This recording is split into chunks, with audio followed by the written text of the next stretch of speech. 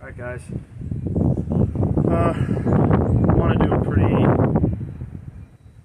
pretty important video today. So, as you can see, Mr. Man is pretty stressed out. He's panting, looking all around, breathing heavy.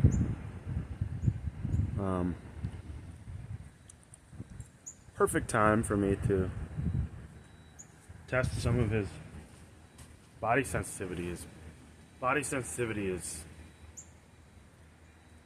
really low at this point. What I mean is he's sensitive to touch quite often, in many areas, mostly around the face, which is really common, but when he's really set off like this, even walking near him can draw the teeth or a growl. Excuse me. So I want to show you how I work on that. It's going to be a little bit intense for me. For you guys, I imagine he's not as crazy. But you did mention he'll come up for affection, then he'll start growling or showing teeth, and you're wondering what to do. This is what to do. I don't think you're going to need all this gear, but I'm going to put my gloves on. Before that, I'll show you we got treats. We got our clicker, and we got us. We got our body pressure, okay? I need him to learn that when he shows those teeth, when he starts growling, when he bites me, when he bites the air around me, when he bites, when he does any of that, that I'm not leaving. He's not a dominant dog. Dominance is really rare in dogs. It's predominantly mislabeled. He's a very defensive dog. A very scared dog. He wants, when he gets uncomfortable, he wants it to end immediately, and how he thinks it ends is by getting you to leave. Whether that's you the dog, you the person, you the situation. When you're gone, he can breathe. Right now, that's worked for him for several years. That doesn't work in society. You're going to need to experience and handle uncomfortable things. Now, I'm not saying that communication is all bad. We're going to need to learn, once he dials back on the teeth, the growling, the biting, we're going to need to learn what his signals are, prefacing that so that we can read those and go, all right, he's uncomfortable. I don't want it to lead back to those other things. That's usually going to look like whale eyes, real wide, side eye. The ears are going to tense up and slick back. The head's going to droop. Okay, we see those in the future. We're going to go, hey man, if it's someone else, can you give them a minute? Or if it's you, just back off. Communication is key. It's necessary. I want the things I say to come through to him, and the things he says to come through to me. What I don't want is where he's at right now. To him, communication is growling, biting, snapping people. That's not necessary. He also has poor avoidance. So there's a lot of ways a dog can get out of a situation when they're uncomfortable without biting somebody. Most dogs take themselves out of the situation. We're going to harness that a little bit here today as well. So he's calmed down a little bit as I've been talking. His head's down. That's a good sign. I'm going to get right in his space. I'm going to sit down. And what I'm going to do is I'm going to grab the slip lead that's on him. And I'm going to expose him to being near me, right? Not being able to escape being around me. I'm going to hold that lead nice and tight. And we're going to sit. And I'm going to watch his body. And when he's uncomfortable, we need to remember he can't flee the uncomfortable situation, and we can't, most importantly.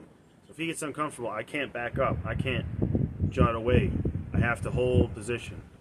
And then he learns that these people, these things that make me uncomfortable, they don't leave when I bite them. I need to leave.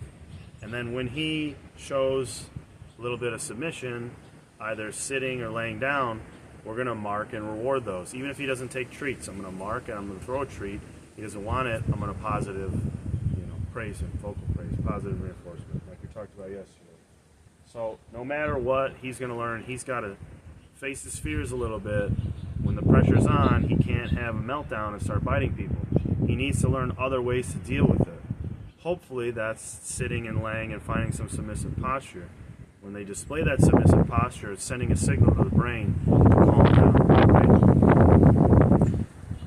I hope he gets to that mode. If he does, again, mark, reinforce, and then we can give him some space. What is that sending to him? When you're uncomfortable, just take it easy and people will leave you alone. But we need to remember to advocate for him too, because his communication is going to switch now from biting to trying to show some more intermediate signs of uncomfortability. We need to read those and we need to give him space or he's going to go back to biting. So I'm going to speaking of biting, I'm going to put my bite gloves on. I anticipate him snapping at me. I don't know if he'll make contact, but rather be safe. This is Kevlar and leather. They're usually pretty good. He's not the biggest dog, so I don't think he can get through them. And they usually go for the hands. So I'm just covering those. I got a puffy jacket on, but they usually don't go for the arms. The hands are the muzzles of people, right? So they communicate here to them. We communicate here. We're doing hand signals, we're petting, we're telling our dogs, whoa, take it easy, right? We shake hands, we hug people, we craft things this way, we open things this way. So they watch these a lot. These kind of tell them what's happening. Sorry about the I think I'm getting a little bit of a cold, but either way we're going to try it nice and slow. But he can't run the show, right? So clicker, I'm going to grab that leash and I'm going to make him stay near me as we test different areas of his body. And I'm trying to be vocal so you can hear me. Explain a little bit why I'm doing what I'm doing. And why is she here? Important reason too. She's here because their communication goes two ways. It goes outward to the people or the thing that he's getting made to feel uneasy by, but it also goes to her. And in the same way, it goes back from her to him to the thing, right? I'm going to be the object of his stress and uncomfortability. He's going to communicate that to me, but he's also going to communicate that to her. Why I want her here for this is because I want to start working on her signaling back to him that it's all right. Because right now, she's way more tolerant. She's way more confident. She's a friendlier, much safer of the two dogs. Much less likely to make a damaging mistake. He is very quick to make mistakes. If he's making all of these mistake, and then communicating to her, hey, this situation sucks, we got to get out of here. she's going to go, oh, well, everything just sucks, and I'm going to go right to biting like he does, and we don't want that. So I need to watch him, watch me, but also I need to watch him communicate to her. And if he's communicating well, if he's communicating good body language, if he starts to sit and lay down and tolerate my presence, I'm going to mark that, and I want her to see that marked, and I'm going to toss treats for both of them when that happens. When he makes a good decision, I'm going to reward both dogs. I want both of them to see when another dog makes a good choice, it's in their benefit as well. And then I want that to go both ways. So if he's making good decisions, getting marked and paid for him, she's getting marked and paid for him, she's going to want to encourage him to do what? Make good decisions. She makes good decisions, gets marked and rewarded, and then I mark and reward him. He's going to go, wow, well, that dog's real cool and gets a lot of marks and rewards. I'm going to mimic that. It's more important working with him than it is working with her. It's imperative that they're both here for the reasons that I just said. They are a pack. There's a lot of communication, two-way communication, but it's much more important to be hands-on with him. If he makes the right call, then we start getting a foothold, right? Because she's already making plenty of the right calls, plenty of them. Her on her own, you wouldn't be here right now. If we get him to make the right call and we pay both, right? That team mentality, that pack mentality, right? One of us, all of us. She's going to go, hey man, I would like you to make better decisions because I get a reward. So that's what the focus is going to be. Now, he's probably going to start right away, right when I go for the leash. Maybe not, but let's see what we get. Good boy. There's one, right? I was able to grab the leash without any guff from him. So there's one. He thinks he's going inside, but remember, he's not running the show. Now we're nice and tight. The wind just blew the door open, so there's a variable. No one's coming out. He's going to come with me though. We're going to close the door together.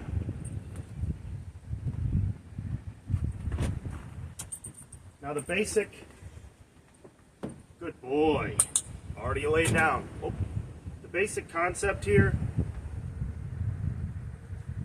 this works only with this leash. This doesn't work with a flat collar. This doesn't work with a harness. It works only with a slip lead. Why? He can sense all of my movements much more minutely with a slip lead on. Even than a prong. I wouldn't use a prong in this situation.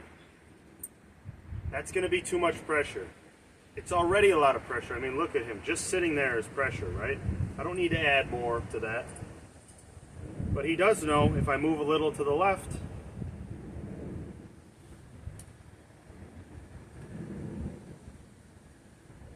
if I get a little closer to him, he can feel all that. And he's feeling it at a rate that isn't going to push him further than he needs to be pushed.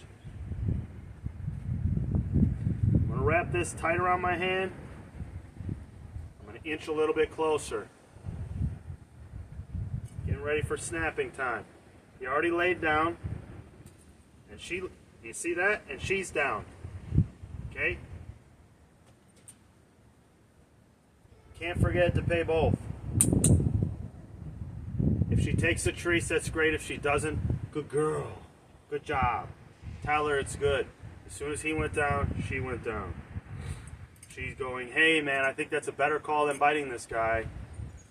Just from her experience. Dogs are big on energy. She wants to keep the energy relaxed. He's the one who always ramps it up. Now we're going to try the body sensitivity stuff. It's going to be a little trickier. He's shaking, shaking, shaking over there. We're going to move him closer.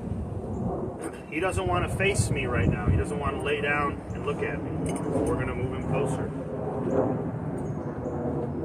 Okay? Now he's touching me. He has to. And he's got to lay down, making contact with my body. Good boy. Good job, dude. Good job. Good job, mama. They each got a click, they each got praise. And a little bit of a pet. They're not taking the treats. That's fine. But you need to understand what that means. Their food motivation has ramped up. So if they're not taking treats in this moment, excuse me, that tells me that they're over threshold. Threshold is different in each dog, but when you get over it, you start not being able to intake everything that's happening around you. So a dog that normally likes food, if they're over threshold, which just means, you know, overstimulated, overstressed out, even if they love food, they're not going to take it in that moment because they just can't. They can't function. You know, when a person has high anxiety and you ask them to sit down and they're pacing in the room, same thing. What they really need to do is sit down and be still, but they can't. They're overstimulated. So you got to work on the stimulation, get them under threshold, and then they'll benefit from sitting. See how much more he's shaking because he's by me? He's doing it. I mean, we're still touching, but he doesn't like it. We're not going to stop doing it until he I see some real signs of relaxation. So what I'm looking for, if he stops the quivering, if he gives me some stress yawns, when your dog yawns like that, right, the big yawn, it's not just for no reason. That's them relieving stress. It's one of the big signs of relieving stress. If I see his muscles start to relax a little bit, like that, good boy. He had his hips flat up, and then he just cocked them sideways and laid them against my foot. That's good. It's a sign of relaxation. It's a less stiff down. He's not holding tight like that. He let part of himself go. I'm going to mark for that, and I'm going to mark her for that. Good girl. She doesn't know why, but that's okay. Her seeing him start to comfort and both of them getting rewarded, that's the main goal here. Just a little pet. Good boy. Good mama. I'm going to move a little bit because movement can trigger him. I moved a little bit. He didn't bite me. Good boy. Good girl. Yeah. See him look over and see her get pet? Well, I guess if she's getting pet by this guy, things seem all right. I'm going to be quiet for a minute because even the vocalizing can kind of stress him out. So just watch as his body starts to relax. He just cocked sideways again a little bit. First it was his hips, now it's the center of his torso. He leaned it against my foot. That's a good boy, and that's a good girl. 2 clicks, 2 pets and praises. Pets or praises, whatever you use. I'm going to be quiet for a minute. Vocalizing, like I said, it can add a little stress. We're all just going to breathe, and I want you to watch him. Watch his ears go down. Watch his body stop shaking. Look for good, positive signs of relaxation in his body language.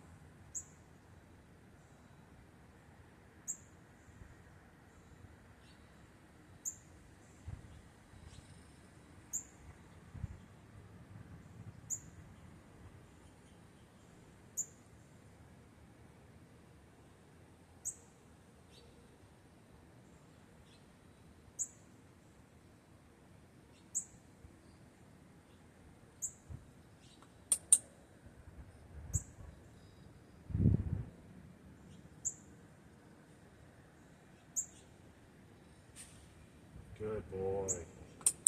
Good job. See, we should relax.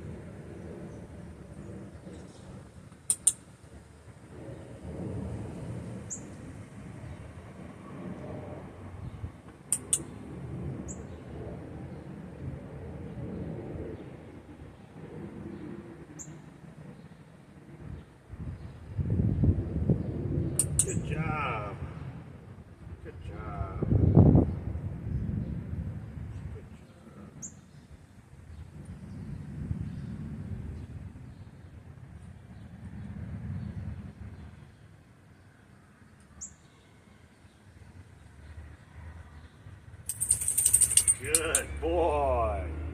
Full body shake. Good boy. Good girl. He's feeling better. He's feeling better. Good boy. Good boy.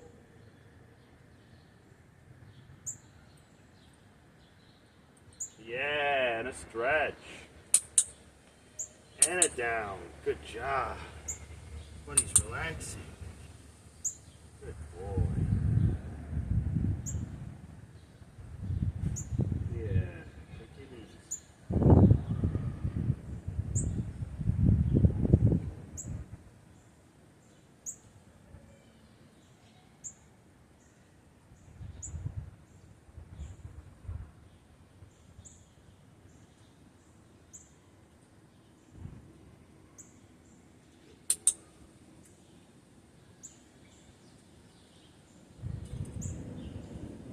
3.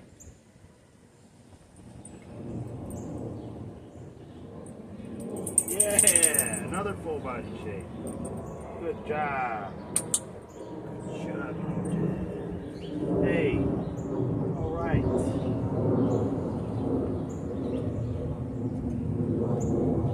All right.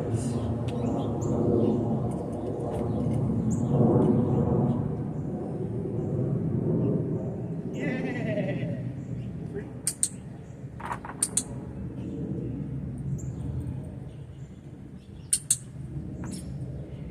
Bunch of treats at the end, okay? Now that was slow, and that was tedious, but that was worth it. Now they can eat around me. He can eat around me, which is most important. I'm gonna get a little bit by where he's eating, and I'm just gonna relax while I talk to you. Just so I'm associated with food. I don't want any resource guarding. I want him comfortable enough to take treats right in front of me like that. Now, a week ago, if I tried that, I would have got my glove bit off my hand. No doubt in my mind. Good boy. He's starting to know what this means. Now, you saw him go from panting, panting, panting, shaking, so stressed out. His body was physically shaking. His eyes were wide, his ears were wide, to almost falling asleep, almost closed, completely closed eyes, fluttering eyes. He shook off his whole body. Now that body shake is different than the tremble. You want to see them shake their body like that. That's another great sign of relieving stress. Stretching is a great sign of relieving stress. He did that. And then laying in a comfortable, relaxed down is another wonderful sign. He did all of those. And when I would do the click, that was for her. He kept looking over at her a lot. Did you notice that? He's looking to see, hey, is this cool? Is this good? What's going on? And she's going, this is nice. My brother is, relaxing. I want him to relax. This is good stuff. Now she's covered, got treats all over. He wouldn't take a single treat from me before that, okay?